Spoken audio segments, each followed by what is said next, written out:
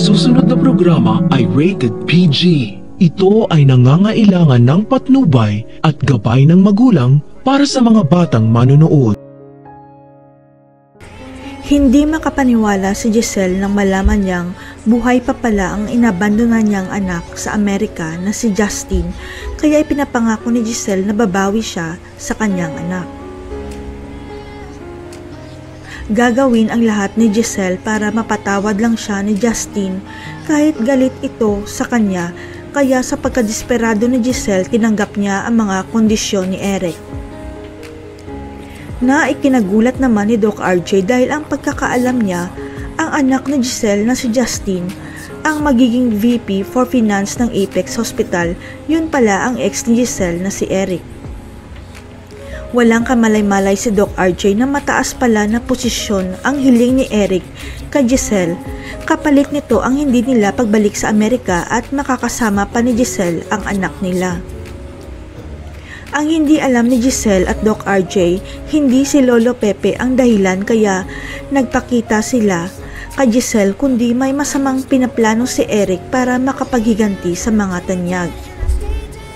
Malaki kasi ang galit ni Eric sa mga tanyag sapagkat iniwanan siya ni Giselle at inabandon na pa ang kanilang anak sa Amerika dahil kay Lolo Pepe, kaya maghihiganti silang dalawa.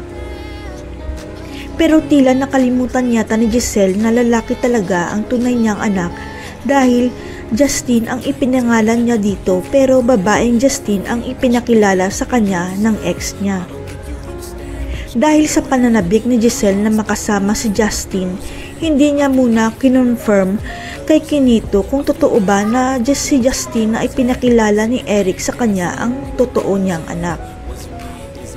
Dahil ang hindi alam ni Giselle kaya tumawag si Kinito, kaya lang si Doc RJ ang nakasagot para sabihin sana na lalaki talaga ang tunay niyang anak at hindi babae na Justin.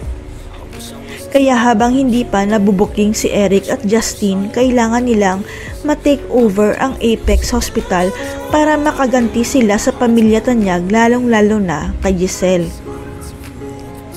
Alam ni Eric ang kahinaan ni Giselle at gagamitin niya si Justin para maisagawa ang masamang plano niya dahil mas mangingibabaw ang emosyonal desisyon ni Giselle kaysa sa logical.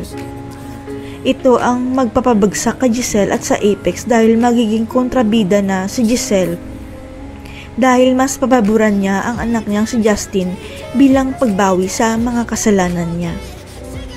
Ang hindi alam ni Giselle, hindi niya tunay na anak ang kinakampihan niya sapagkat ang tunay niyang anak na inabandon na sa Amerika ay isang lalaki at hindi isang babae. Ang hindi alam ni Giselle, hindi alam ni Eric kung nasaan na ang tunay nilang anak, kaya si Justin ang gagamitin niya bilang anak nila para makaganti lang sa pamilya ni Giselle.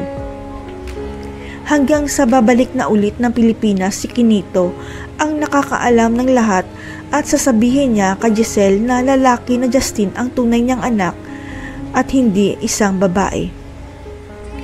Ito ang dahilan kaya hindi nakauwi kaagad si Kinito sa Pilipinas dahil nagkamali ang investigasyon niya tungkol sa tunay na anak ni Giselle na si Justin Lindon Javier pala.